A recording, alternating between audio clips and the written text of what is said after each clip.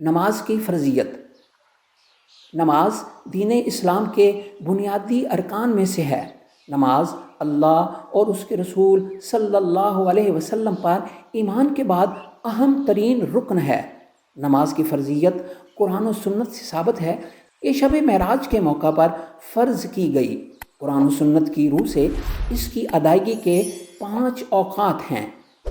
نماز کی اہمیت کا اندازہ اس بات سے لگایا جا سکتا ہے کہ قرآن حکیم میں 92 مقامات پر نماز کا ذکر آیا ہے۔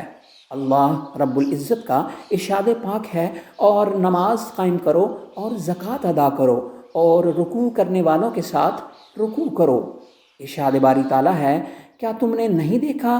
جو کوئی بھی آسمانوں اور زمین میں ہے وہ سب اللہ کی تسبیح کرتے ہیں، اور پرندے بھی فضاؤں میں پر پھیلائے ہوئے اس کی تسبیح کرتے ہیں۔ ہر ایک اللہ کے حضور اپنی نماز اور تسبیح کو جانتا ہے۔ سورہ طٰہٰ میں ارشاد باری تعالیٰ ہے، اور میری یاد کی خاطر نماز قائم کرو۔ اللہ عز و جل نے اپنے نہایت برگزیدہ پیغمبر سیدنا اسماعیل علیہ السلام کے بارے میں ارشاد فرمایا،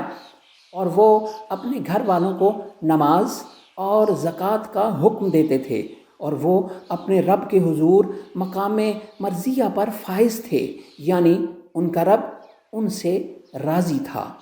اسلام میں شہادت، توحید و رسالت کے بعد جس فریضہ کی بجا آوری کا حکم قرآن و سنت میں تاکید کے ساتھ آیا ہے وہ نماز ہی ہے۔ حدیث نبوی صلی اللہ علیہ وآلہ وسلم حضرت عبداللہ بن عمر رضی اللہ تعالی عنہ بیان فرماتے ہیں کہ حضور نبی کریم صلی اللہ علیہ وسلم نے فرمایا، اسلام کی بنیاد 5 چیزوں پر ہے: اللہ تعالیٰ کی عبادت کرنا اور اس کے سوا سب کی عبادت کا انکار کرنا، نماز قائم کرنا، زکوٰۃ ادا کرنا، بیت اللہ کا حج کرنا اور رمضان کے روزے رکھنا۔ حضرت عبادہ ابن صامت رضی اللہ تعالی عنہ سے روایت ہے کہ رسول اللہ صلی اللہ علیہ وسلم نے فرمایا، اللہ تعالیٰ نے 5 نمازیں فرض کی ہیں، جس نے ان نمازوں کے لیے بہترین وضو کیا اور ان کے وقت پر ان کو ادا کیا، کاملاً ان کے رکوع کیے اور ان کے اندر خشوع سے کام لیا، تو اللہ رب العزت اس کی بخشش کا عہد فرمایا ہے، اور جس نے یہ سب کچھ نہ کیا اس کے لیے اللہ تعالیٰ کا کوئی ذمہ نہیں، چاہے تو اسے بخش دے، چاہے تو اسے عذاب دے۔ نماز کی اہمیت اس قدر زیادہ ہے کہ حضور نبی کریم صلی اللہ علیہ وسلم نے اپنے وصال کے وقت امت کو جن چیزوں کی وصیت فرمائی ان میں سے سب سے زیادہ تاکید نماز کی تھی۔ حضرت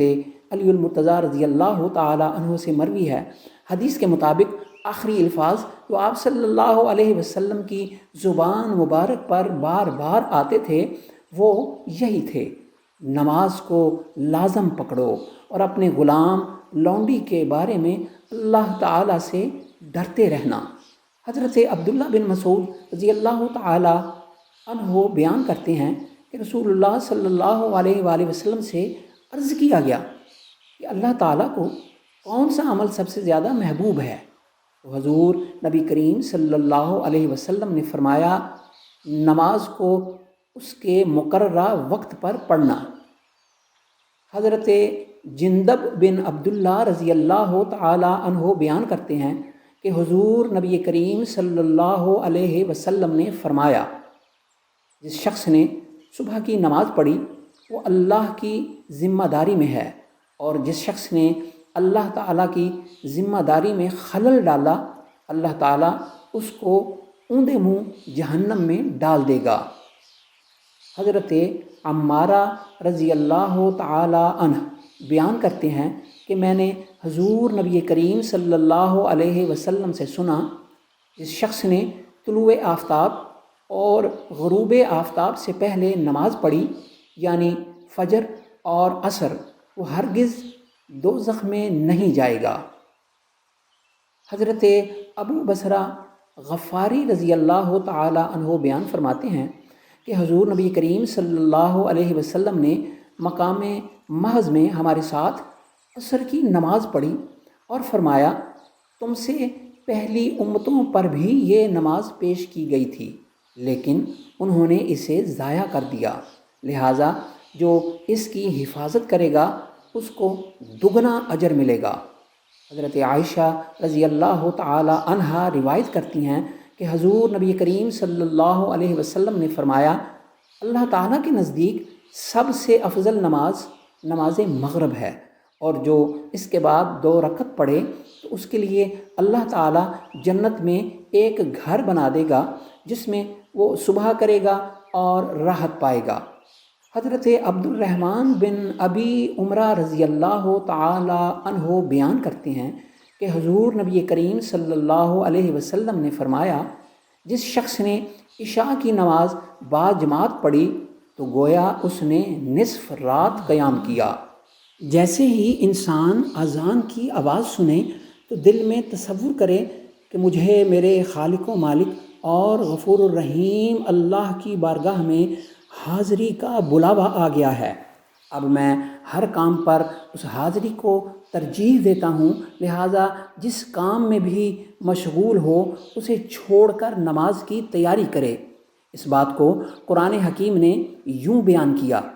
اے ایمان والو، جب جمعہ کے دن نماز کے لیے اذان دی جائے تو فوراً اللہ کے ذکر کی طرف